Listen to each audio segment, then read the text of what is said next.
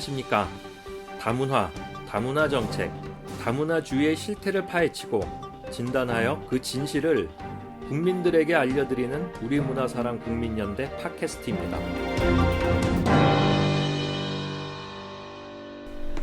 안녕하십니까. 문사연 팟캐스트. 오늘도 또 우리 반가운 패널 여러분들 모시고 시작하겠습니다. 안녕하세요. 안녕하세요. 안녕하세요. 오늘도 또 빵빵합니다. 스튜디오가 여전히 우리 든든하신 유 대표님, 그 다음에 네. 짱짱하신 우리 신 박사님, 그 다음에 둘 다를 갖춘 빵빵 짱짱. 예, 우리 그 디젤님. 너무너무 든든하고 행복합니다. 이렇게 그 팟캐스트 방송을 하면서 이렇게 인재들에 들러싸여 가지고 이렇게 즐겁게 좀 든든하게 진행을 한 예가 별로 없었는데 앞으로 더 늘었으면 좋겠어요. 우수한 패널들이. 예. 오늘 보니까 이중 언어 교육. 갑자기 저희가 뭐 어학 방송도 아니고 이중 언어 교육에 대한 주제를 정하자라고 우리 글로벌 박사님, 프랑스에서 공부하신 우리 신만섭 박사님께서 제안을 해주셨어요. 아니 이게 명구스럽게 생각하시지 않아도 돼요. 프랑스에서 네. 공부하신 건 사실이니까. 네.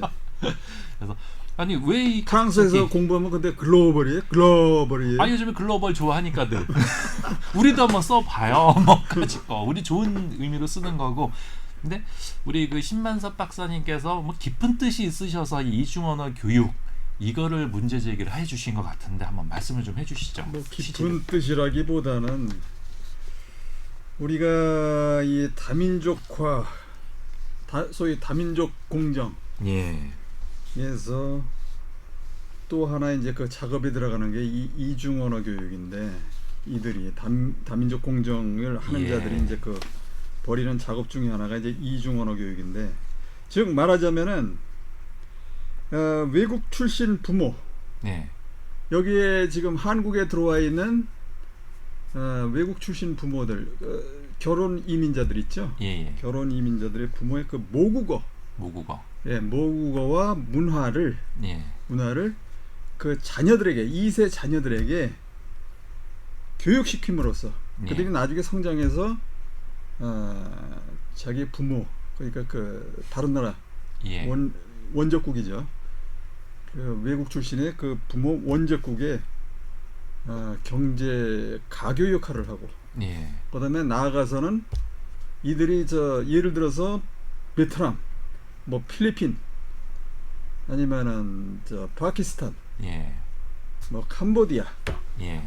이런 나라들 이런 나라 출신 그 이민자들의 2세들이 결국 그런 그 각국에 나중에 성장을 해서 각국에 나가서는 우리 경제 발전에 큰 공헌을 할 수 있다 이거죠. 이 언어를 가지고 어렸을 때부터 이 언어를 갖다 교육함으로써 자연스럽게 나중에 이제 그 성인이 됐을 때 그들이 이제 그 경제적인 가교, 그다음에 그야말로 이제 글로벌한 그런 인재로서 거듭날 수 있다 하는 그런 취지에서 지금 이중 언어 교육을 정부 부처인 여성가족부가 지금 시범 실시를 지금 하려고 하고 있어요. 그래서 다문화 가족 지원센터 6곳을 지금 선정을 해가지고 여성가족부가 지금 이것을 지금 시범 실시를 합니다.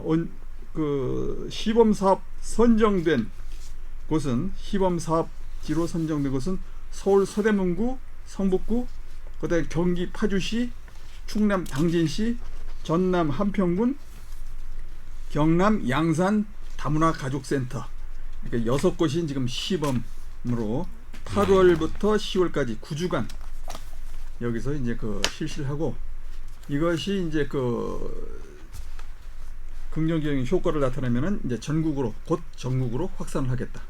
하는 그런 입장입니다. 뭐 취지 자체가 뭐 나쁘진 않네요. 뭐 긍정적이라는 생각은 들어요. 취지 자체는 뭐 그렇게 되어주면 좋죠.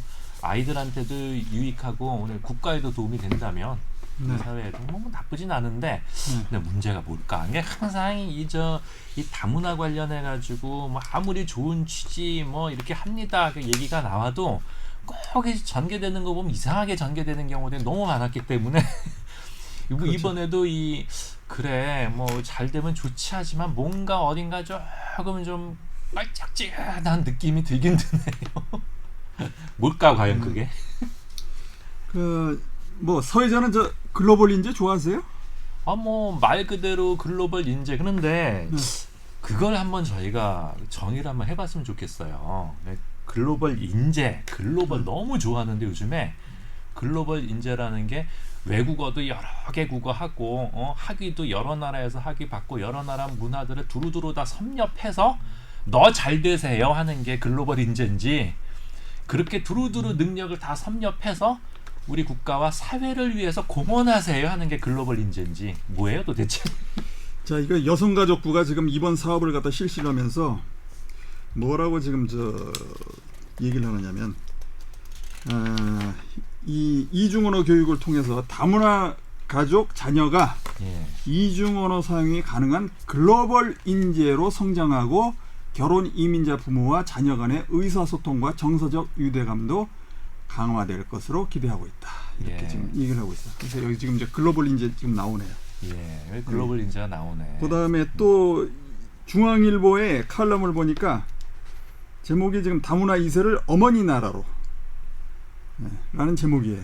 그러니까 다문화 2세를 어머니 나라로 보내자 하는 얘기인 모양입니다. 근데 여기 보면은 동남아 다문화 자녀들에게 어머니 출신 국가, 대학, 대학원에 유학할 수 있도록 희망의 교육 사다리를 놓아주고 한국인 특유의 끈기와 성취 DNA에 불을 피워주자. 다양성 속의 조화를 추구하는 시대 정신에 부합한 인재로 성장할 이들은 어머니 나라의 대한민국 대사로, 성공한 사업가로, 글로벌 인재로 활약하며 부모 세대가 품어온 미완의 코리안 드림을 완성하는 성공 스토리를 만들어내는 주역이 될 것이다. 근데 좀 이상하게 정말 이 좋은 취지인 것처럼 얼핏 들리긴 하는데 왜 제 마음속에서는 다른 답이 자꾸 나올까? 어떤 답이 나오시는데? 아니 얘들을 갖다 엄마 나라 내다 버리려고 하는 거 아니야? 자꾸 그런 느낌이 들어오는. 뭐 그건 아니겠지. 설마. 죄송합니다. 네, 제가 뭐라고 해야 하나, 제 마가 꼈나 봐요. 제가 저번에 자꾸 근데 그런 생각이 한켠에 들까? 뭐 제가 잘못된 거겠죠? 뭐 그거를 저는 이제 아주 약간 의심이 좀 드는 게요. 어떤 예를 들면 뭐 파키스탄 출신 다문화 가정 2세가 있을 거 아니에요. 그런데 이제 파키스탄이 국제사회에서 그렇게 호감 국가는 아니란 말이죠. 막 핵도 있고 뭐 인도랑 분쟁도 있고 특히 이슬람이 문제가 좀 있는데, 예를 들면 그 양국의 가치가 서로 사실 병존하기가 어렵거든요. 한 나라에서, 우리나라에서. 그런 부분이 있죠. 그런데 이제 어떤 정체성을 주로 인정하고 살아왔냐에 따라서 우리나라는 설마 그럴 일은 없겠지만 파키스탄이랑 한국이랑 어떤 국익이 서로 배반되는 상황이 발생했을 때 그 다문화 가정은 과연 누구 편에 서줄 것인가? 저는 그게 굉장히 의심스러워요. 그러니까 뭐 어떤 면에서는 일단 뭐 글로벌 인재로 키워주는 것도 좋고 글로벌 스펙을 해갖고 양국에서 자유롭게 활동을 해갖고 글로벌 인재를 성장하는 건 다 좋은데, 문제는 그 양국 간의 이해관계가 같지 않을 경우에 그 편의적으로 양국을 편의에 따라 배반할 수 있는 글로벌 배반 세력이 만들어질 수도 있지 않나. 그러니까 저는 어떤 그 정체성을 어떤 한국 위주로 좀 만들어 줬으면 좋겠어요.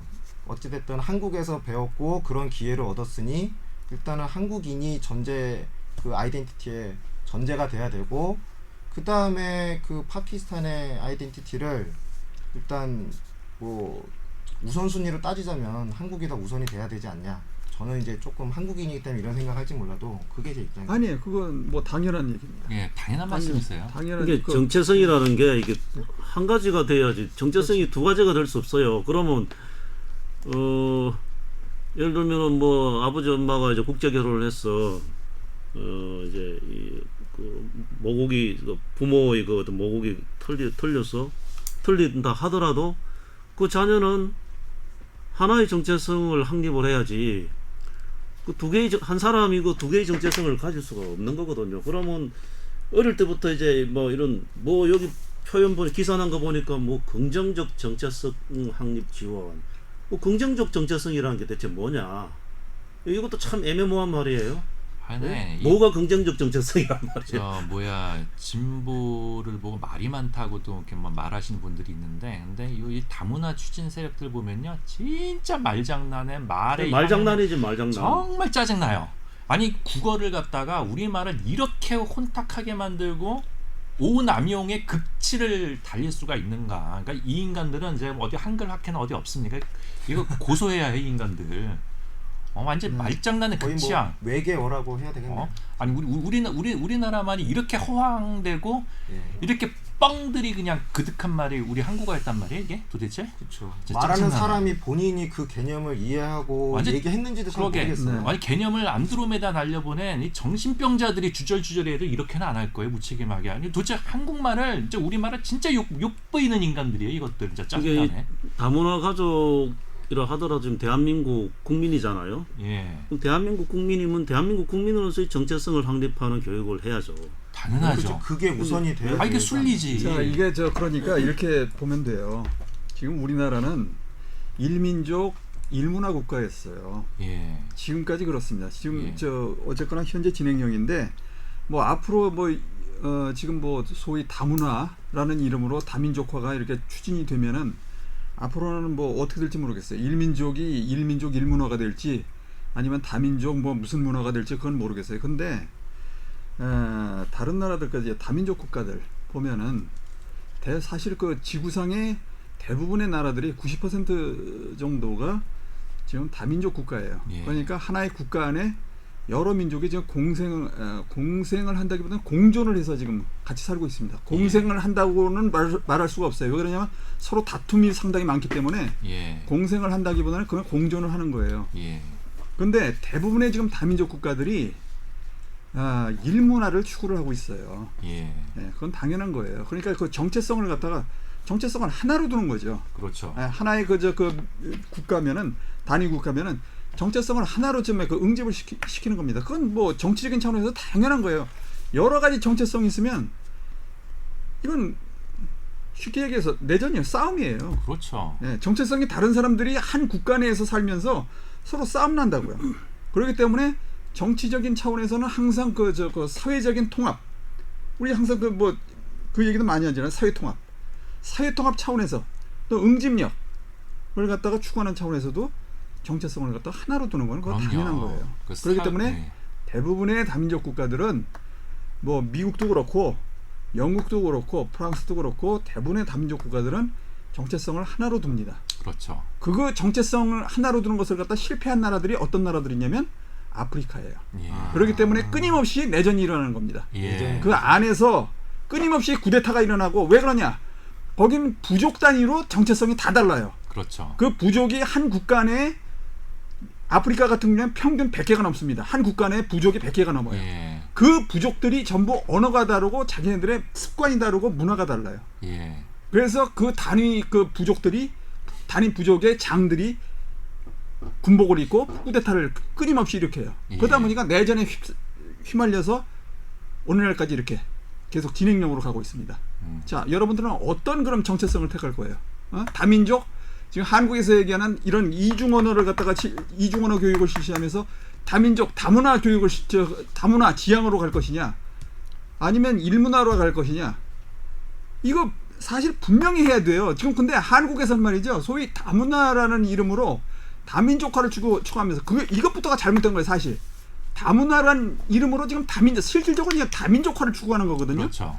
근데 그걸 갖다가 지금 다민족이라는 그 용어가 일반 국민들 여론에 조금 거부감을 갖게 한다는 그런 계산에서 이 용어 자체도 지금 비틀고 있습니다. 그렇죠. 정확한 용어를 쓰지는 않고 다민족이라는 정확한 용어를 쓰지 않고 다문화라는 지금 용어를 쓰고 있어요. 예. 거기다가 지금 다민족화를 하면서 정체성을 하나 둘 것이냐, 그러니까 일문화로 할 것이냐 아니면 다문화로 할 것이냐, 그것도 지금 제대로 규정이 안 돼 있어요. 정확하게. 예. 국가적으로도 그렇지만 정부에서도 그렇지만 일반 학자들조차도 소위 배웠다는 학자들조차도 다문화인가 일문화인가 여기에 대해서 지금 얘기들 안 하고 그냥 모호하게 왔다 갔다 이렇게 이중교육 또 한편에서는 무슨 뭐 민족의 어쩌고 민족의 어리 어쩌고 저쩌고 이런 표현들을 갖다 왔다 갔다 하면서 쓰고 있어요. 대단히 지금 혼란스러운 상황이에요. 용어 저 의미상으로도. 지금 우리 대한민국 헌법상으로는 이거는 뭐 이론의 여지 없이 우리 대한민국은 일민족 일문화를 그렇죠. 추구하고 있습니다. 우리 대한민국은 민족주의 국가고 우리 헌법 전문을 보면은 분명해요 그거는. 그렇기 때문에 뭐 이거를 지금 새삼스럽게 우리가 뭐 일문족 일문화로 갈 것인가, 다민족 일문화로 갈 것인가, 뭐 이런 문제는 아니다 이거죠. 그럼 우리 헌법상으로도 분명히 이렇게 우리 국가에 대한 정체성을 그렇게 명시를 하고 있고, 우리 저 애국가도 우리 항상 부르는 애국가 보세요. 맨 마지막에 어떻게 끝나나? 대한 사람 대한으로 길이 보존하세요. 근데 요새는 뭐 또 달라졌다며요. 대한 사람 뭐 대한 사람 이제 그 장난으로 하는 말이고. 장난으로 하는 말이고. 장난으로 대한 사람 베트남으로 길이 보존하세요. 대한 사람 대한으로 길이 대한 보존하세요라는 사람 말이 우리가 필리핀으로 대한민국 저 애국가가 뭐 이제 헌법에 뭐 독일이나 뭐 유럽 국가들처럼 뭐 헌법에 명시되어 있잖아요. 이거는 저 하나의 간섭법이거든요. 우리 애국가도 간섭법적으로 이게 헌법적인 건 지위를 갖는 거예요. 예. 이게 대한 사람 대한으로 길이 보존하서 우리 애국가 가사에도 분명히 그렇게 돼. 우리 항상 부르잖아요. 예. 대한 사람 대한으로 길이 보존하자고 이렇게 항상 노래를 부르고 있는데 무슨 뻘소리냐. 그리고 이게 지금 아까 신 박사가 이제 다문화 다민족 했는데 이게 사실 이제 다문화라는 거는 다민족화보다도 더 이게 위험한 거죠. 그러니까 다문화라는 건 다민족화라는 거는 이제 이거 다민족화돼도 이제 일문화로서 이제 이게 통합하자는 뭐 저 그런 저 선택의 여지가 있지만 다문화를 지향한다는 거는 다민족이 각각 그 민족적 정체성을 각각 가지고 이제 한국 간에 공존하자는 거니까 이건 아주 그냥 아주 이거는 말이 안 되는 이야기죠. 그 자체가 하나 이제 분열을 전제하는 거죠, 그냥.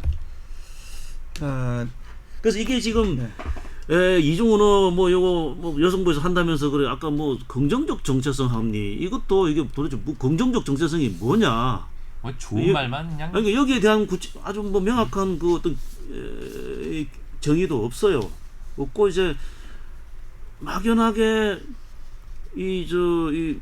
이른바 이거 다문화 가정 애들을 이제 엄마 나라 이거 언어를 어릴 때부터 가르쳐 가지고 그 엄마 나라와 우리 한국과의 그 가교 역할하는 글로벌 인재로 육성하겠다는데 과연 그 국제 결혼한 가정의 애들을 어릴 때부터 그 엄마 나라 말을 가르친다고 해서 걔가 그 국제적인 그 글로벌 그 엄마 나라와 한국과의 그 가교 역할은 뭐 글로벌 인재로 성장할 것이냐? 그거는 자기들 생각이지. 그건 전혀 그렇지 않다. 그거는 이제 본인이 그런 이제 의사가 있어야 되고 의욕이 있어야 되고 어떤 그 또 자질이 있어야 되는데. 아니 어릴 때부터 막 얘를 말이하고 글로벌 인재를 육성한다서 엄마 나라 말을 어거지로 이렇게 교육시킨다는 게 말이 되느냐 말이지. 이거는 해서는 안 될 짓을 지금 하고 있는 거죠. 지금 말이죠. 그 문제에 대해서는 저 외국의 그 사례가 있는데 이건 좀 너무 좀 거친 사례인지는 모르겠는데 요새 이제 그 유럽에서 그 지하디스트 문제가 이제 떠오르고 있잖아요. 시리아의 그 시리아라든지 이라크에 지금 파견되는 그 지하디스트가 지금 문제가 되고 있는데 이 사람들이 국적이 그 중동 국적이 아니에요. 뭐 영국 국적이라든지 프랑스 국적이라든지 이런 사람들이에요. 근데 그 사람들이 소위 그 이민자 2세들이 많아요. 예? 그러니까 프랑스에 그 어릴 때부터 자기 부모들이 이제 그 이민을 와가지고 그렇게 해서 제가 태어난 사람이라든지 아니면 부모가 이민을 왔는데 이제 그 어렸을 때 이제 그 부모를 따라서 온 사람들, 그렇죠. 온 사람들 이런 애들이 나중에 이제 성장을 해가지고 걔들이 국적은 분명히 프랑스 또는 영국, 스페인, 덴마크 이런 국적을 가지고 있어요. 유럽 국적을 가지고 있는데 자 자기네들의 저 정체성 문제예요. 그 바로 문화적인 그런 그 종교적인 그 정체성이 부모로부터 그런 식으로 길러졌기 때문에 그리고 그 프랑스라든지 영국 내에 이제 그 이슬람 공동체 이런데 이제 거기 소속이 되고 거기에 이제 자주 이제 들락거리고 소속이 되다 보니까 나중에 이제 성장을 해가지고는 그런 그 지하디스트로서 이제 키워지는 거예요. 그러다 보니까 프랑스 국적을 가진 우리는 보통 이제 그 뭐 테러 중동에서 뭐 테러를 일으켰다든지 이런 사람들 보면은 대부분 중동 사람으로 또 거기 국적을 가진 사람으로 이라크 국적을 가졌다든지 시리아 국적을 가졌다든지 이런 사람을 알고 있지만은 요새는 그게 아니라 영국 국적을 가진 프랑스 국적을 가진 또는 이탈리아 국적을 가진 예. 이런 그 국적을 가진 지하디스트들이 지금 저 중동 분쟁에 지금 끼어들어가지고 그게 지금 커다란 지금 문제가 되고 있어요 유럽에서요. 그러니까 전부 이제 테러 조직들이 현지화되고 있는 거예요. 네. 이게 문화적 정체성의 힘으로 인해 가지고 참 이게 심각한 문제인데 저 한때 10년 전에 뭐 지금도 좀 그런 경우 있습니다만은 강남, 분당 이런 쪽 지역 중심으로 해가지고 아이들을 단기 어학연수다. 그래서 뭐 한 1년, 한 2년 정도 영어권 국가에다 유학을 보내는 그런 경우들이 굉장히 많았어요. 예. 사실 제가 그 일도 좀 했었어요. 네.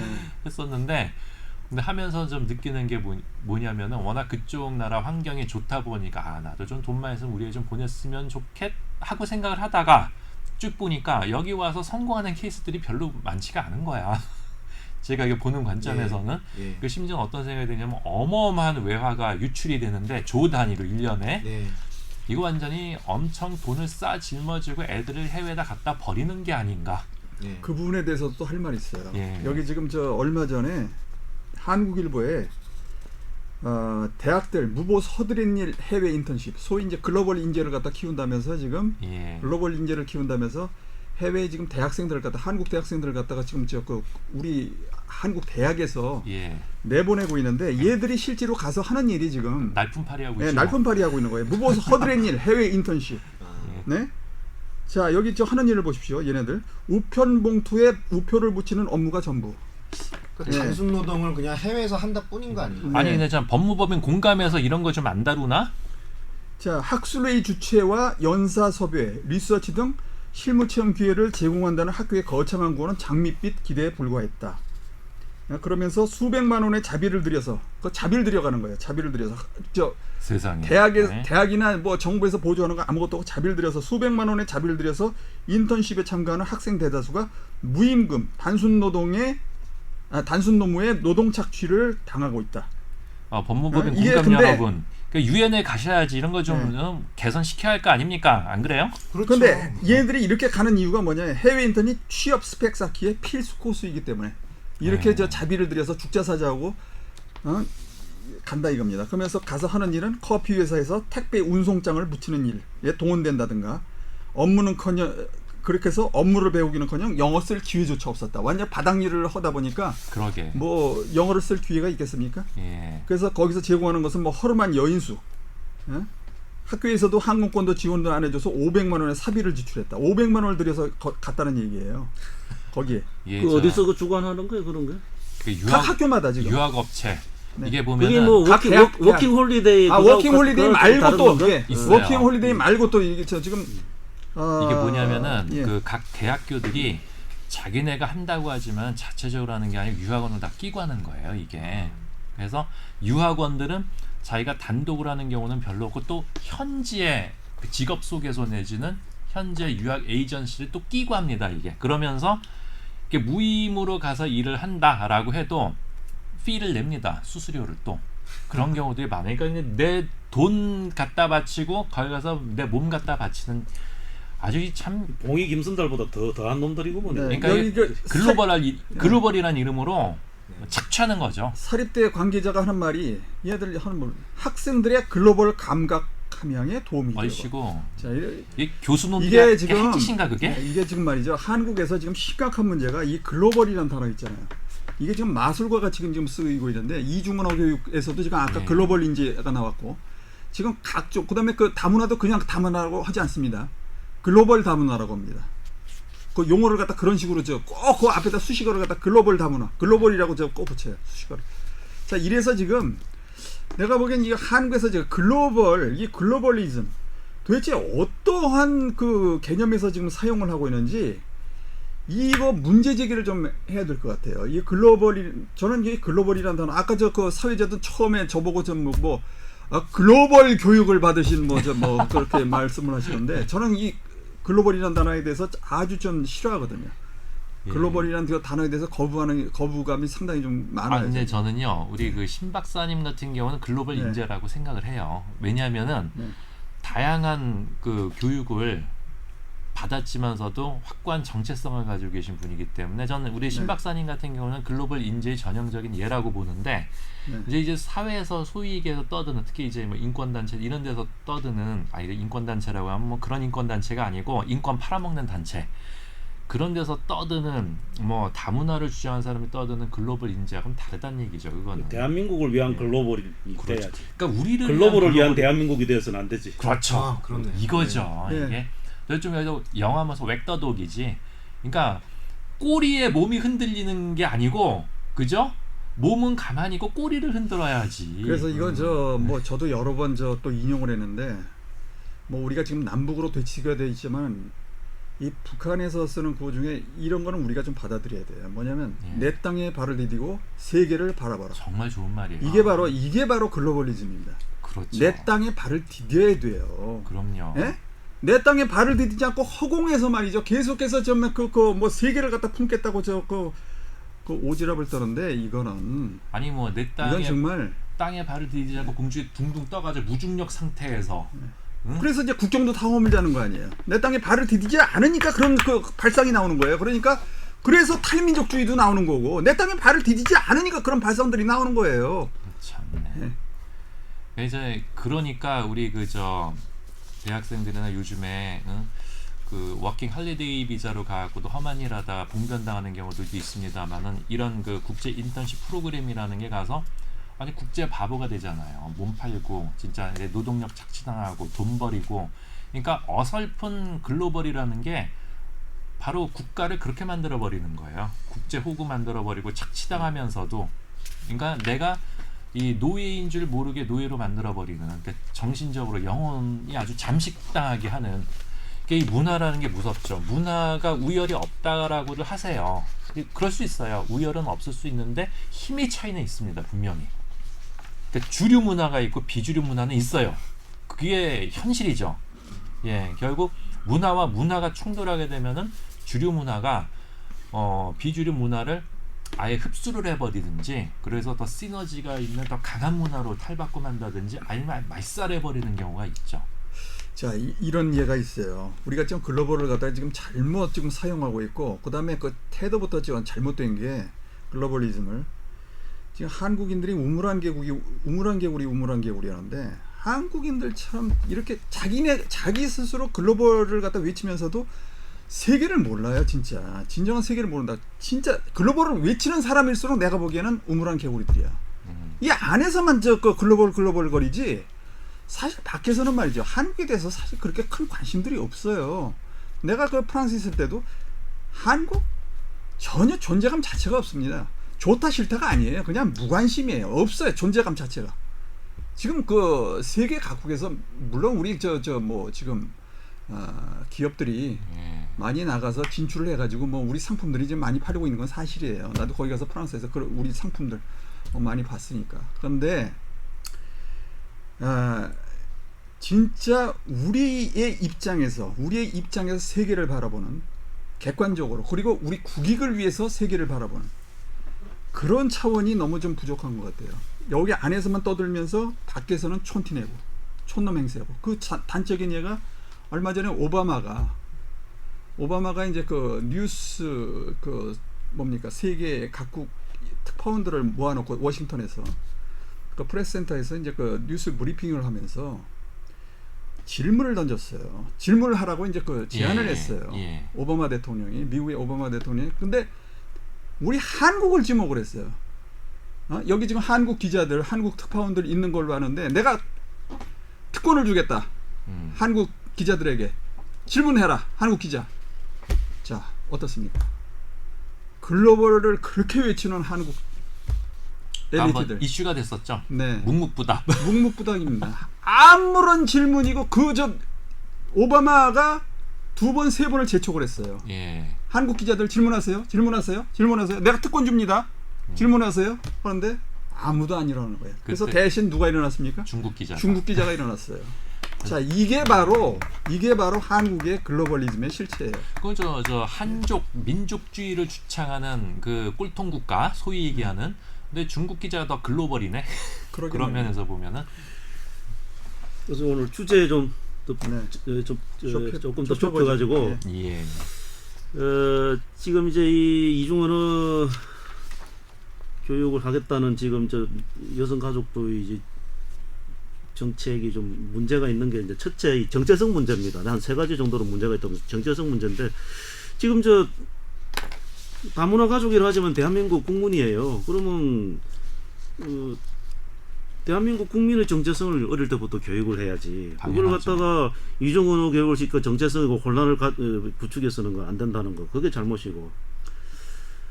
또 한 가지는 이제 어릴 때부터 이 이중언어 교육을 영유아 때부터 이중언어 교육을 하면은 이게 어떤 그 아동 심리학적으로 발달 장애가 일어난다는 거 연구 결과도 많이 있거든요. 그래요. 예. 특히 이제 이 조기 영어 교육 이런 데서 예. 이제 문제가 많이 나왔단 말이에요. 그래서 이거 뭐 그 가행 학습 장애, 뭐 스트레스 증후군, 소아 정신 장애 질환, 주의력 결핍 장애 이런 그 어떤 그 장애 증상이 이제 일어난다는 그 연구 결과들이 있습니다. 그래서 또 거기에 이제 그런 문제가 있고 그 다음에 또 이게 하나의 또 역차별이거든.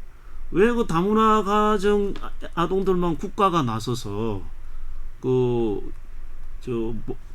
엄마 나라의 그 부모 나라의 그 어떤 국적이 다른 부모 나라의 그 언어를 국가가 나서서 그걸 지원을 국가가 왜 지원하느냐 이거 웃기는 일이죠. 이게 또 차별이고 이게 특권 어떤 그 부류 어떤 특정한 부류에만 그 특권을 주는 특정한 그 지원을 해주는 그런 어떤 차별적인 그 정책이다.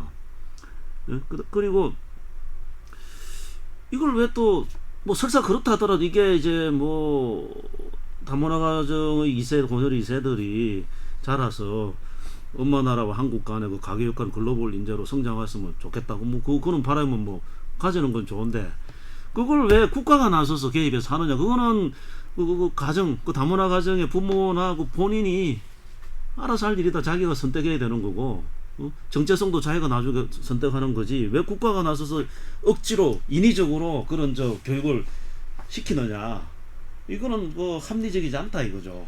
그런 이제 문제가 있다. 그렇죠. 여기에 정말 중요한 게 이러한 교육을 시킨다라면은 막말로 이렇게 한국인으로서의 정체성을 이렇게 함양하겠다라는 그 전제가 또 붙어줘야 하는 거예요. 원칙은.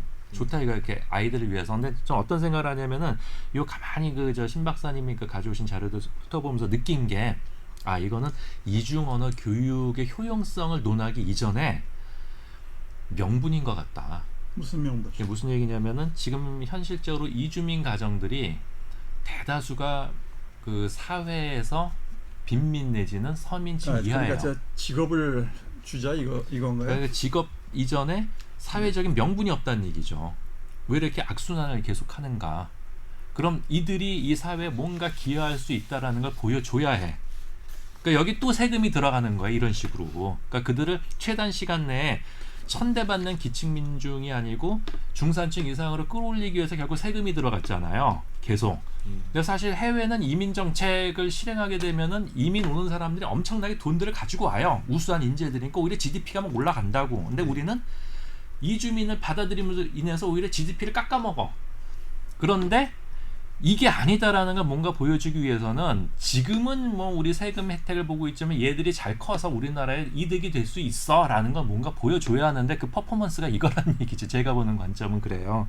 라고 하면은 여기 또 얘들 유학을 보낸다라 하면 엄마의 모국이 얘들한테 장학금 줘서 공짜로 가르쳐 주겠냐는 얘기지. 또 나라 세금 또 다 들어가는 거고 이 정체성 교육을 제대로 못 받은 얘들이 거기 갖고 나 잘났네 하고 나 하나를 위한 글로벌이 돼버리면은 그 돈은 어떻게 회수를 하냐는 얘기지. 나라 세금 다 쳐받고 말이죠.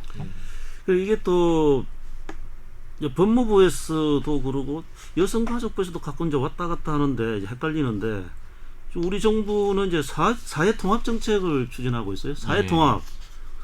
그럼 이게 다문화 가족 아동들의 이중언어 정책이 이게 사회 통합 정책인가? 오히려 분리 정책이고 차별 정책이지. 그렇죠. 근데 이것도 좀 이게 정부의 정책 자체도 그 스스로 그 모순이 있다. 이게 자가당착적인 그런 모순이 있어요.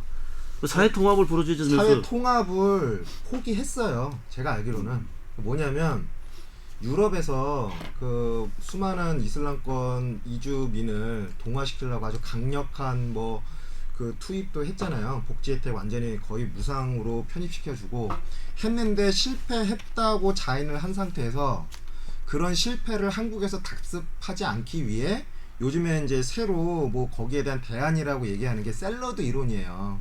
이런저런 재료를 다 녹여서 하나로 만들지 말고 용광로로 하지 말고 각자의 정체성을 뭐 어느 정도는 다 지켜주자라는 얘기를 하는데 이제 그런 와중에서 이제 파생된 개념들이 지금 이주언어 교육이라 이거죠. 그러면 문제가 뭐가 발생하냐면 저는 이제 그 대치동에서 딱 1년 애를 가르쳐 봤거든요. 이제 수학 가르쳤는데 거기에 이제 맞은편에 영어 학원도 있고 엄청 쟁쟁한 학원들이 많아가지고 그 해외에서 초등학교 때 이렇게 유학으로 갔다가 적응 못하고 중도 귀국한 애들이 많아요. 그러니까 예를 들면 10명이 가면 예를 들면 9명이 도로 오는데 거기서 적응 못하고 그건 제가 이제 개인적으로 느끼는 뭐 편견일 수 있어도 다수가 들어오는데 제가 이제 그런 학생들을 가르쳐 보면 수학이 안 돼서 저한테 수학을 배우는데 수학이 안 돼서 수학을 배우러 오는 게 아니고 한국말이 안 되는 거예요.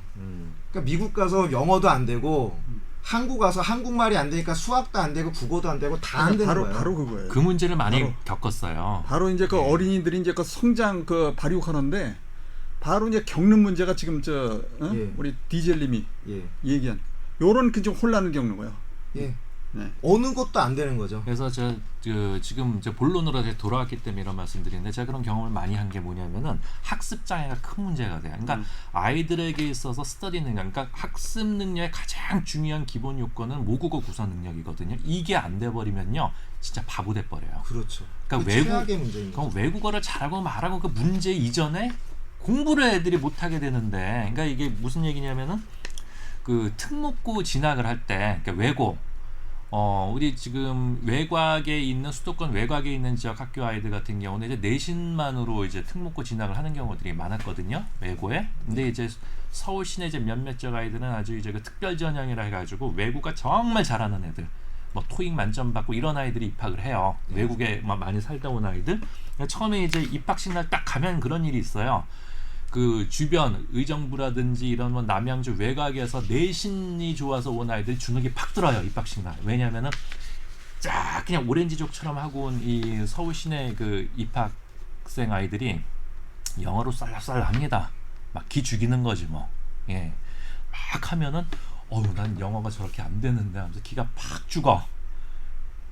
그런데 이게 한 학기, 두 학기, 1년 지나면서 어떤 결과가 나오냐면은 영어를 잘해가지고 특별 전형으로 온 아이들은 중간 밑으로 팍 떨어지고 성적이 그냥 내신으로 순수하게 국내에서 열심히 공부해온 아이들이 영어도 잘하고 성적도 상위로 딱 치고 올라와서 이 아이들이 결국 스카이로 가요. 네. 이게 어떻게 되냐면은 결국은 학습 능력의 문제라는 얘기지. 외국어 구사 제일 중요한 능력이죠. 게 학습 능력이에요. 근데 그거예요. 그 학습 능력이라는 게 제일 중요한 거는 그 사고를 만들어주는 틀인 언어거든요. 그렇죠. 그러니까 어떤 언어를 기준으로 어떤 언어 플랫폼을 바탕으로 지식을 수용할 것이냐인데 그게 한국이죠. 한국에서는 그러니까 한국이죠. 한국에서는 한국어가 언어 플랫폼이 되는 게 제일 효율적이에요. 예. 근데 미국에서 태어났으면 영어를 배우고 물론 영어 플랫폼이 더 넓기 때문에 많은 지식을 더 빨리 얻을 수 있다고 뭐 하는 장점이 있는데 한국어가 사실은 굉장히 장점이 크거든요. 한글도 장점이 있고 한국어도 장점이 있고. 예. 근데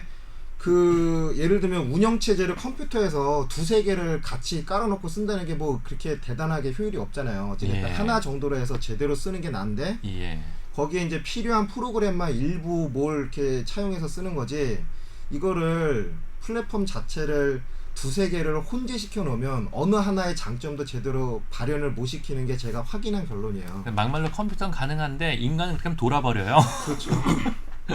이도저도 안 돼 버리는 거죠. 그리고 예. 이 과연 이 국제결혼 가정의 그 혼혈 2세들이 여성가족부의 그 이중 언어 교육을 과연 그 원하는 것인가?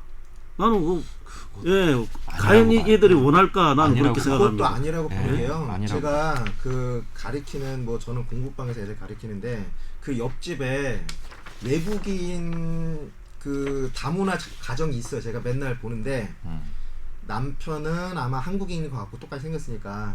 근데 부인이 이제 요즘에 얘기하는 그 저기 있잖아요. 뭐 밭 가는 김태희. 우즈베키스탄. 아마 그런 것 같아요. 그러니까 애기도 엄청 미인이신가 이쁘고 보네. 아니 뭐 혼혈인 자체가 좀 예쁘게 태어나는 것 같아요. 예, 예. 애기가 엄청 이쁘고 하는데 엄마랑 마트 이제 장 보러 나가면서 애 손잡고 나가면서 하는 얘기를 얼핏 들었는데 한국어가 아니었어요. 예. 우즈벡 말로 하는 것 같았는데 음. 그걸 정부에서 뭘 지원하니 많이 이걸 떠나 자연스럽게 되거든요. 예. 그러니까 정부에서 할 거는 그 우즈벡 출신 부모님을 가지고 있는 다문화 자녀가 한국에서 제대로 교육의 혜택을 부르려면 완벽하게 한국어를 능통하게 빨리 그쪽에 집중을 해서 그럼요. 한국어 플랫폼에 완전히 적응하도록 지원을 해주면 구체적으로 부모님한테 이중 언어는 그냥 굳이 우리가 노력 안 해도 자연스럽게 배운다는 얘기예요. 예. 그게 정부 정책으로 그 완전히 역주행하고 있다고 저는 보는 거죠. 세금을 갖다 쓸데없는데 드리고 있는 거예요. 그러니까 저도 그런 경험들이 있는 게 러시아 교포예요. 그러니까 고려인이죠. 예. 고려인인데 제 그 외국어 교육 사업체에 있었을 때 그분이 그 아이가 한국인이죠. 예. 당연히 한국인이죠. 그러니까 한국말 잘해요. 철저한 한국인인데 가끔 이제 그 러시아에 보내요. 그 친정에. 그러니까 방학 때나 이런 때. 그래서 집에서도 틈틈이 어려서부터 러시아어를 배웠었고 그러니까 앞으로 러시아어가 이 아이에게 큰 힘이 될 거라는 믿음으로 친정으로 이제 가끔씩 보내는데 아이가 자연스럽게 러시아어도 같이 습득을 해줘요. 근데 단 한국인으로서 명확한 정체성을 가지고 예.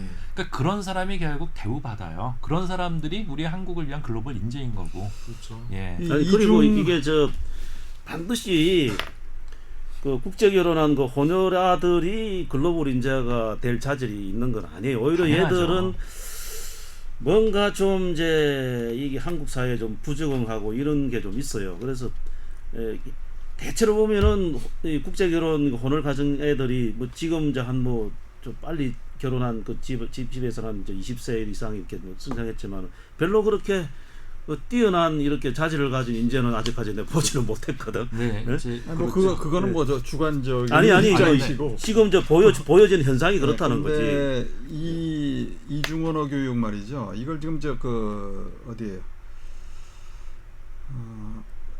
여성가족부에서 지금 주도적으로 나서서 지금 추진을 하고 있고 국회에서는 지금 이자스민 의원이 이거 여기에 지금 저 발동을 걸고 있어요. 새누리당 이자스민 의원이 한국형 이중언어 강사 제도의 발전 방안을 위한 전문가 간담회.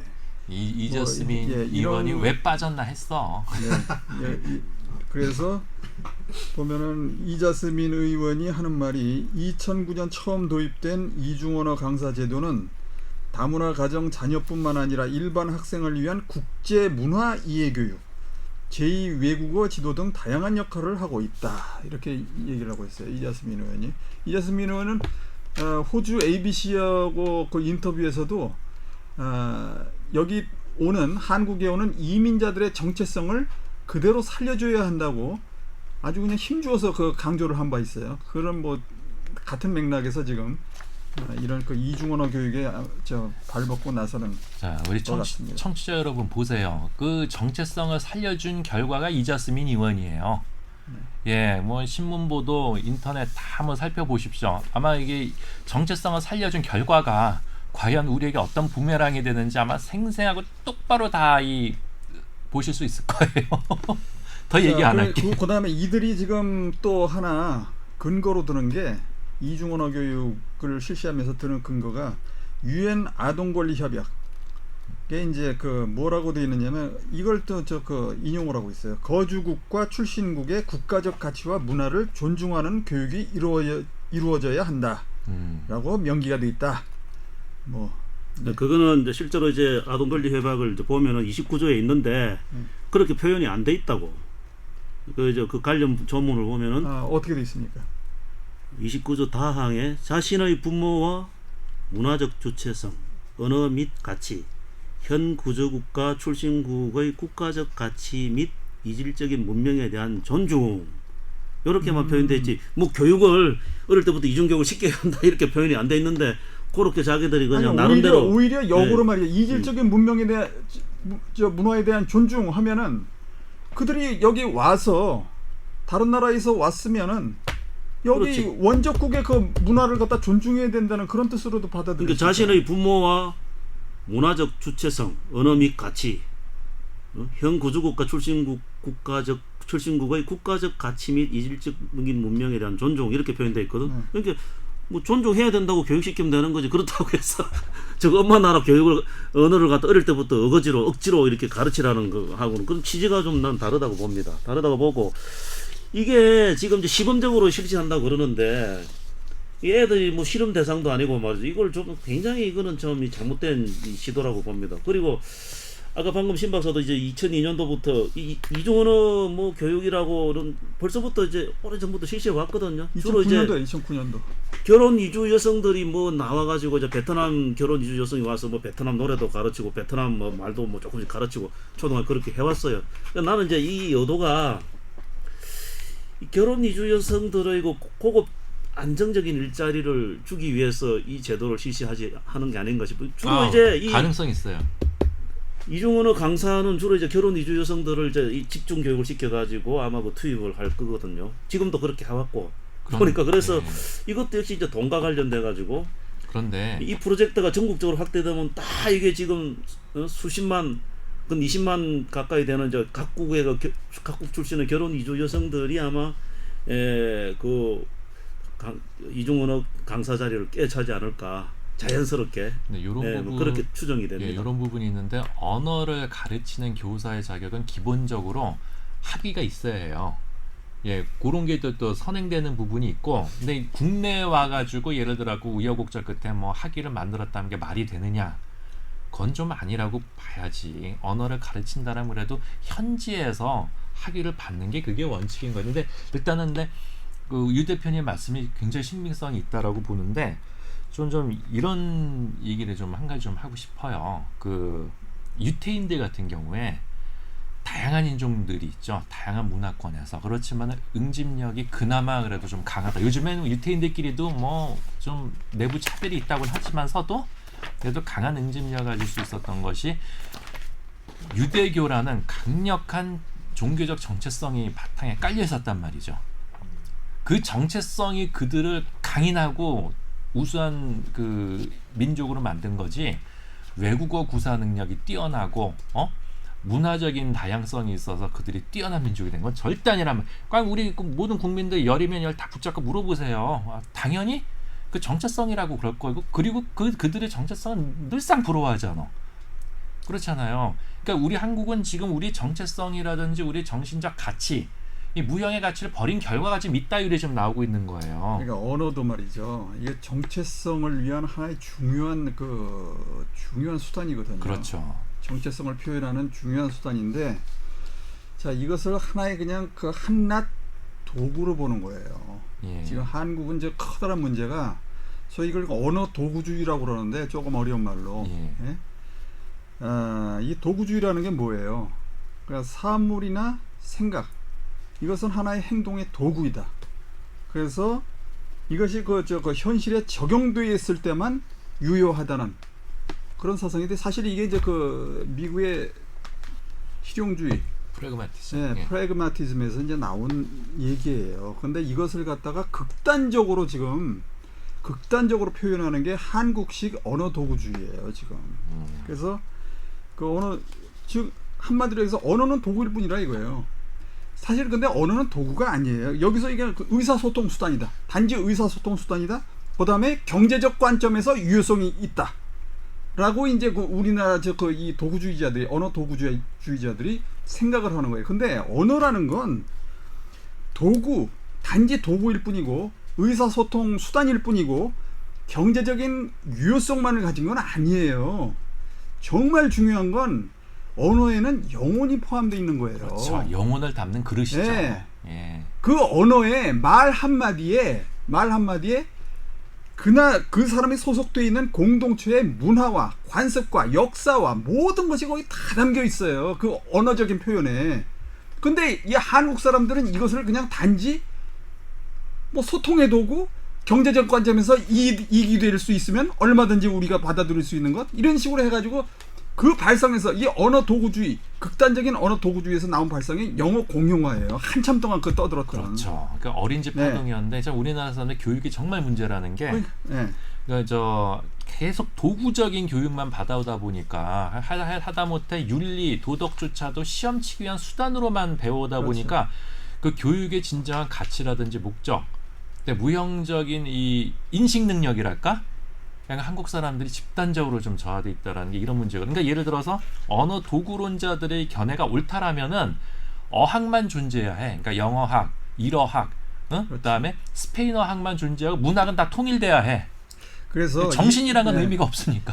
이 이중언어 교육이 되면은 이걸 이제 하나의 그 도구로서 이제 언어를 갖다 이제 도구로 보는 차원이거든요. 그렇죠. 이중언어 교육 자체도 예. 이걸 통해서 이제 그 경제적인 이득을 얻자는 얘기거든. 이들을 갖다가 저 나중에 이들이 성장했을 때 여기에 저 교육을 받은 이들이 성장을 했을 때 그 나라 저 그 해당 국가 부모의 해당 국가에 저 그 뭐 거기 가서 좀 저 그 우리 국가의 이익을 위해서 기여를 할 것이고 하는 그런 막연한 지금 기대를 하고 있는데 굉장히 그 도구주의적인 입장이란 말이에요. 그런데 이들이 만약 이중 교육이 됐다 칩시다. 정확하게 아까 여러 가지 문제점이 있어요. 저 그 성장 과정에서 저 그 정체성의 그 상실이라든지 정체성의 혼란이라든지 여러 가지 문제가 있었지만 그걸 극복을 하고 이중 교육을 갖다가 저 뭐 실현을 했다고 그래요. 예. 성장을 해서.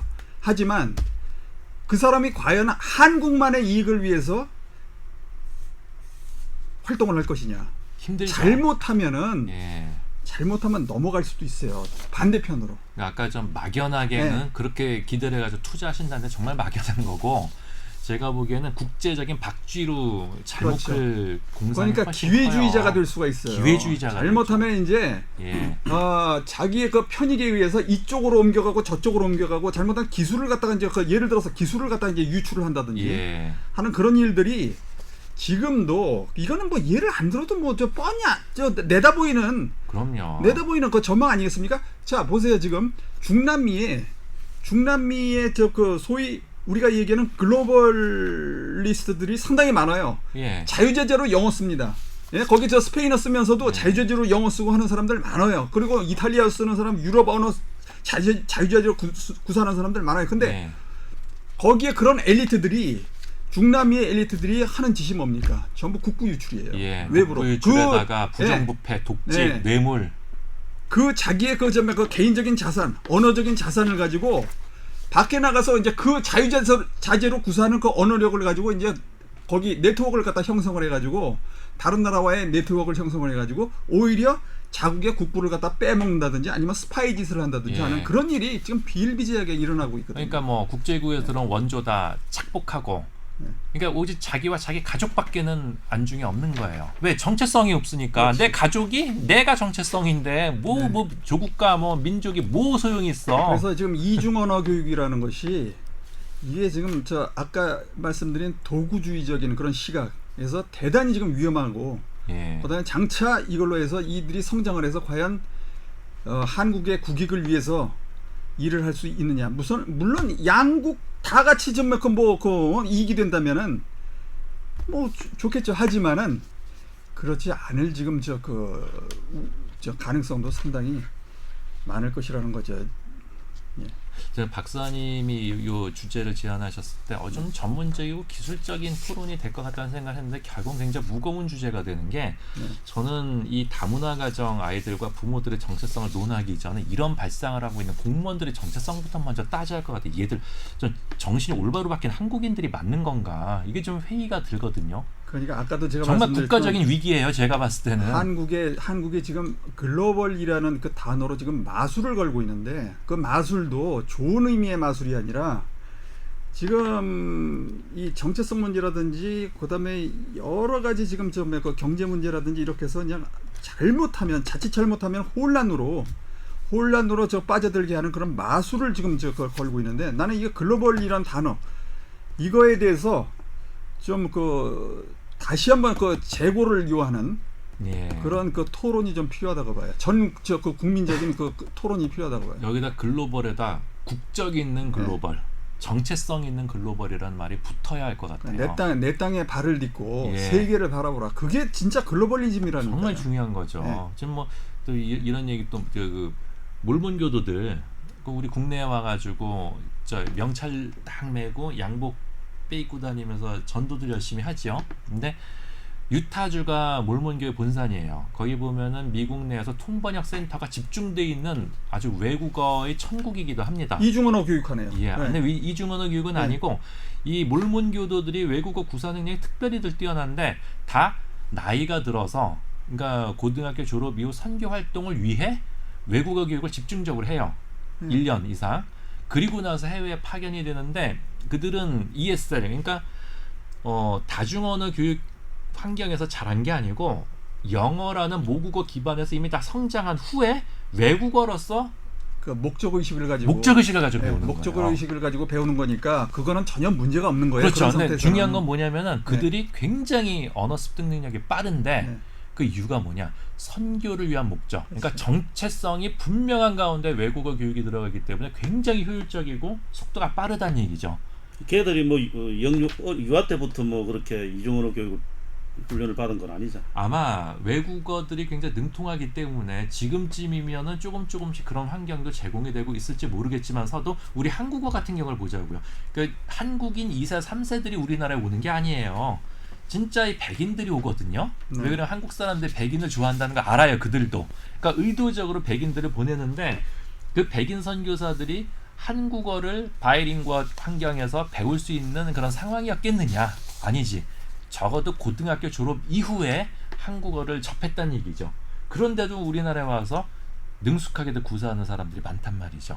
이거는 그들이 선교에 대한 목적과 정체성이 분명하기 때문에 오히려 학습 효과가 훨씬 더 효율이 높았다라는 걸 우리가 볼 수가 있다라는 그러니까 얘기죠. 이 이중언어 교육을 지금 얘들한테 어릴 때부터 해가지고 얘들이 예를 들면 굳이 학교에서나 이 사회적 환경이 예를 들면 자기 엄마가 베트남 출신이라 해서 베트남어를 정부에서 이중언어 교육을 시켜봤자 낭비예요. 그게 어디서 써먹겠나. 그게 안 쓰면 결국 이제 언어라는 거 잊어버린단 말이에요. 그러니까 필요 없다고. 이게 필요 없고 지금 이 다문화 가족 이 자녀들 지금 이중언어 교육 뭐 글로벌 인재 이게 중요한 게 아니고 지금 아까 저 신 박사 이제 나한테 이제 뭐라 이야기했는데 이게 지금 거의 다문화 가정 자녀들이 학교에서 한 70%가 거의 학습 부진화로 이렇게 전락하고 있단 말이에요. 왜냐하면은 그 엄마들이 다 그냥 돈 벌러 그냥 이 나가버리고 애들 이제 방치하기 때문에 우리 한국 어머니하고 달라가지고 우리 한국 어머니들은 아무리 바쁘게 해도 애들 챙기잖아요. 근데 이게 이 결혼 이주 여성들이 이제 그렇지 않단 말이에요. 이제 돈 벌게 바빠가지고 주로 이제 바깥으로 이제 나가기 때문에 그러면 이제 엄마로부터 이제 뭐 모국어를 한국어를 배울 그 기회도 없지. 그러니까 차이는 이게 이제 언어도 안 되지. 그다음에 엄마로부터 또 이게 소외되기 때문에 어떤 그 정서적으로도 이제 불안하고 이렇기 때문에 자꾸 이제 이게 좀 모자란 애로 그냥 전락되고 학교에서 따돌림 받고 이제 이게 이런 문제부터 어떻게 해결해야지. 얘들이 지금 글로벌 인재고 뭐 이중언어 교육 가르칠 지금 말하자면 그런 좀 여건이 좀 아니라고요. 그것부터 문제 해결해야 되고 궁극적으로 이런 문제가 자꾸 발생하면은 한다는 거는 결국 이제 이게 국제결혼 이게 바람직하지 않다는 거지. 지금 특히 동남아에서 그렇죠. 이제 대량을 뭐 하지 말게 해야지. 이걸 장려하는 것보다도 가급적이면 그러니까 뭐 못하게 정부가 나서가지고 뭐 적극적으로 못하게 할 수는 없다 하더라도 이런 각종 그 뭐 지원 정책을 폐기를 해야죠. 그렇죠. 응?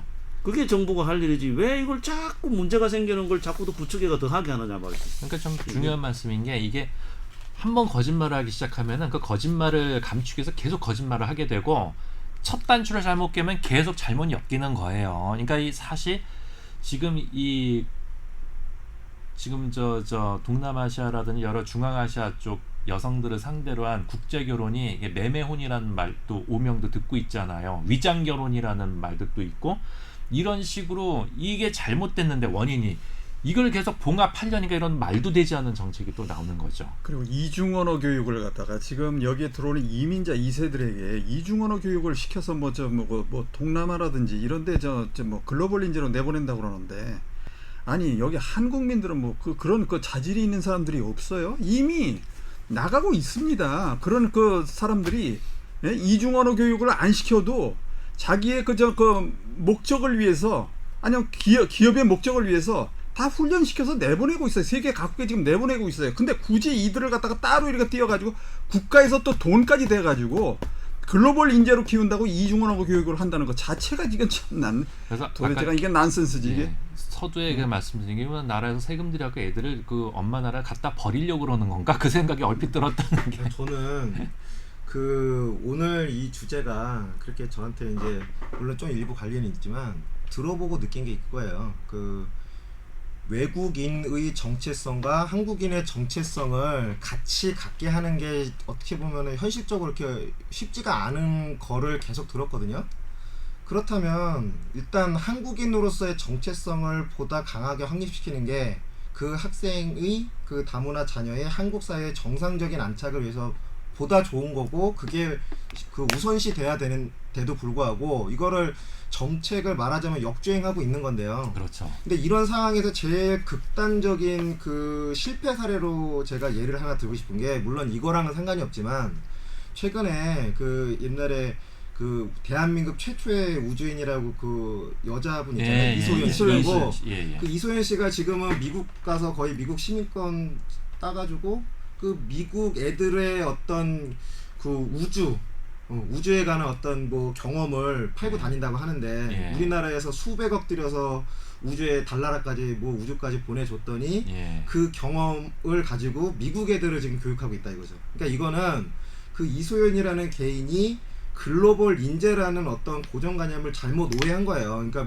어디 나가서든 나는 내 능력으로 먹고 살 수 있다 이게 아니고 우리는 그 이소연이라는 그 개인의 그 국가 세금을 다 이렇게 대여성한테 투자해 준 거는 그 경험을 한국인의 이제 자라나는 후세대들을 위해서 좀 긍정적으로 효율적으로 쓰고자 이렇게 투자를 해 준 건데 개인은 그냥 스펙 쌓기용으로 그거 봐. 그냥 이용한 거 먹은 것 뿐이에요. 아, 정 기가 막힌 얘네. 이게 우리가 생각하는 우리 한국을 위한 글로벌 인재가 아니고 진짜 자기 자신을 위한 글로벌 인재가 돼버린 거예요. 확실한 지금 증거가 지금 증거를 지금 얘기를 했네요 지금. 참 씁쓸하네 진짜. 예, 그거를 글로벌 인재라고들 다들 얘기하고 있는 것 같은 게 굉장히 안타까워요.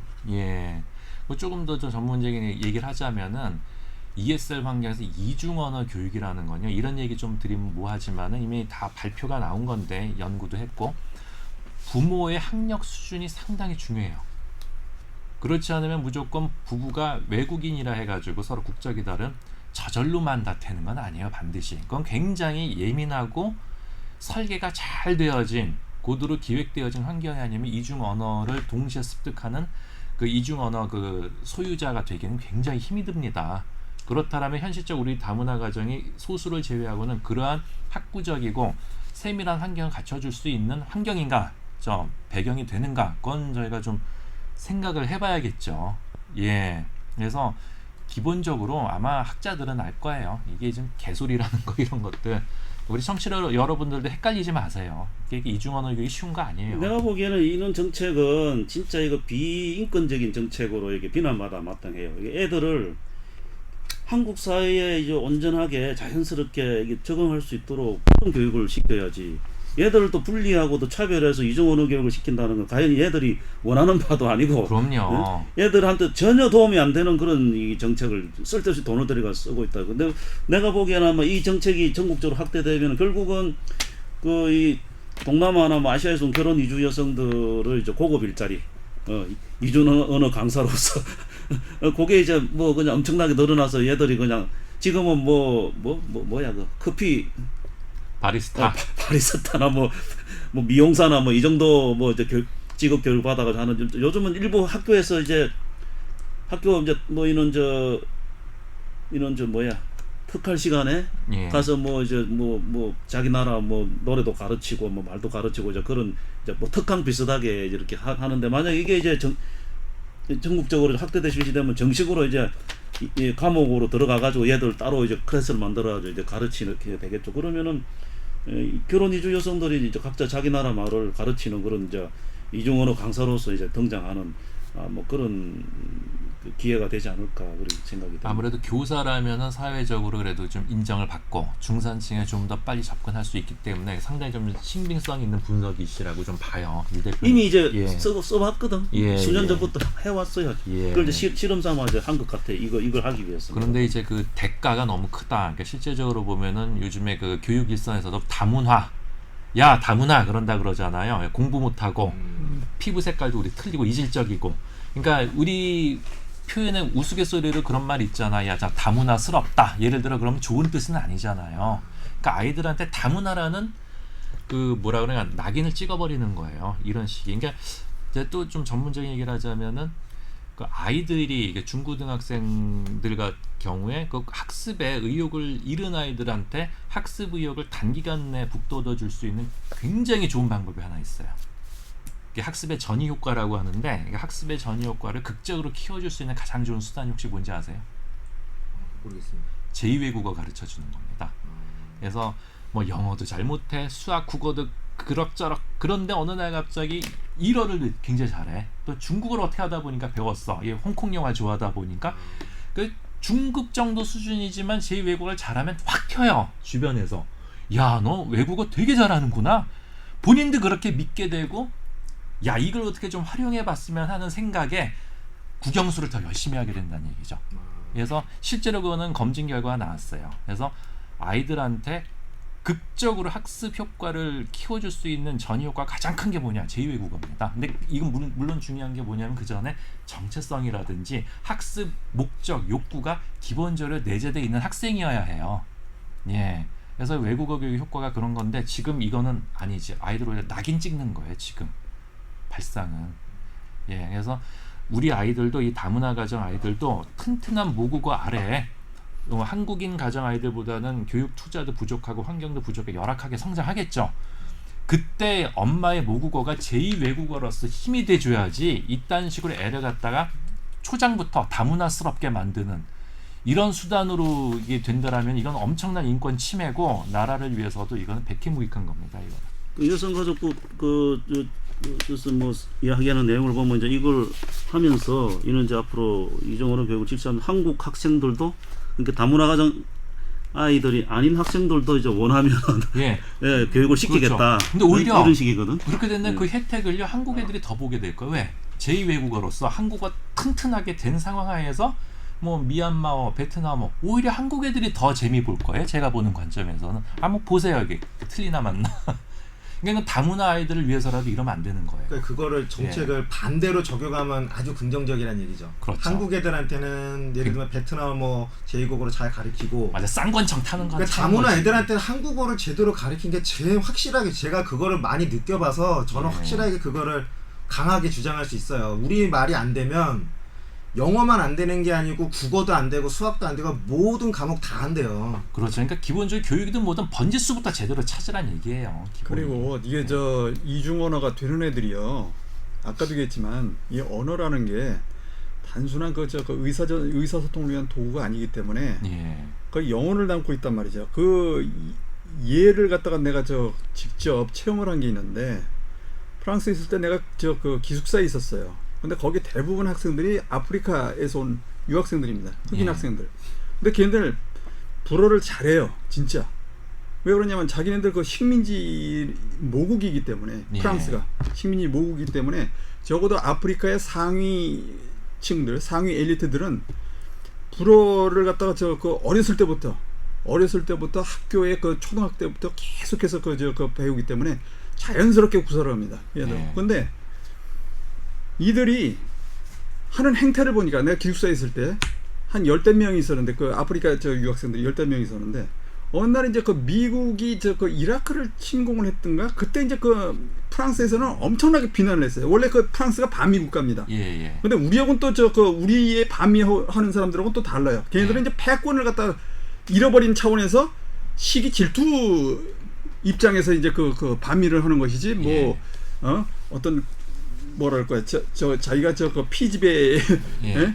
의 입장에서 뭐 이렇게 저 저항을 하는 그런 입장은 아니니까. 예. 그런데 어쨌거나 미국을 갖다가 그 비난을 하는 그런 분위기가 고조가 됐어요. 프랑스에서 TV의 뉴스도 그렇고. 근데 거기에 이제 그 프랑스 애들이 계속해서 동조를 하는 거예요. 프랑스 백인 애들이. 예. 근데 저 마다가스카르 음. 여기가 걔네들하고 같이 그냥 저거 동조를 하면서 막 분노를 하는 거야. 프랑스 애들하고. 그래서 예. 아니 넌 뭐야? 넌 마다가스카르고 너 저 미국 애들 공습하는 건 뭔 관계가 있는데 너하고 왜 네가 분노를 해? 어? 근데 뭐 이유를 얘기를 안 해요. 그러니까 자기 몸에 완전 밴 거예요, 그게. 프랑스어를 갖다 배우면서 그 프랑스에 동화가 된 거예요. 완전히 동화가 돼가지고 그쪽으로 완전 기울어져 버리는 거예요. 그 영혼이 완전 그쪽으로 팔린 거예요. 예. 그렇기 때문에 이 언어라는 이 외국어를 습득한다는 게 이게 얼마나 이게 지금 그 신중해야 되는 것인지 예. 이런 예에서도 그러니까 자기 정체성이 확실히 이제 정체성이 확실히 확립되고 모국어가 확실히 습득되고 난 다음에는 외국어는 이제 어떤 의사소통에 의한 어떤 수단밖에 안 되는 거지. 예. 그러니까 근데 자기 정체성이 확립이 안 되는 가운데 외국어가 들어와 버리면 그거는 이제 이게 컨텐츠가 바뀌어 버리는 거지. 그렇죠. 이게 저 버그가 나는 거죠, 버그가. 그래서 참 오늘 뭐 짧은 시간이지만은 좀 무거운 주제를 다뤄봤는데 이 결국은 정체성 문제로 또 회귀를 하네요. 이 정체성 문제는 우리 문사위원이 정말 이 앞으로 언제까지 이게 화두가 될지는 모르겠는데 정말 이 빨리 좀 해결이 좀 됐으면 하는 바람입니다. 그래서 우리가 이걸 뭐 저 팟캐스트도 이렇게 좀 떠들 게 아니고 여성가족부에 대해서 이걸 강력하게 좀 우리가 이 항의라고 규탄을 좀 해야 돼. 못하게 해야 됩니다. 팟캐스트 한번 할 때마다 자꾸 과제가 느네. 네. 참 보통 여기서만 떠들어서 될 게 아니고 여성가족부에도 오늘 이야기한 내용을 좀 정리를 해서 예. 강력한 그 항의 공문도 보내고 때려치우라고 이야기를 해야 되고 나는 특히 이게 좀 이 학부모 단체들이 여기에 좀 관심을 가져야 된다고 생각해요. 그 사람들은 뭐 내신에만 관심이 있지 이런 거 관심이 없는 것 같아. 참 이상한 사람. 원래 뭐 입시라는 게 대학교 가면 또 아예 또 생각이 없어요. 화장실 가고 나올 때 느낌이랑 비슷할 거예요. 예. 그러니까 이제 닥치지 않으면 또 관심사가 또 아닐 수도 있죠. 참 어쨌든 간에 우리 그 PD께서 정한 시간 1분 오바를 했어요. 저희가 지금 자꾸 눈이 마주치기 때문에 이제 급 정리를 하겠습니다. 어쨌든 간에 참 귀한 말씀들 잘 나눴고 이제 정체성의 문제 또 다른 제목으로 또 계속 저희 그 팟캐스트 화두가 될 것 같습니다. 여기 세 분 패널 여러분 정말 감사드리고요. 다음 주에 또 봬요. 예. 네, 감사합니다. 다음 주에 안녕히 봅시다. 계세요. 네.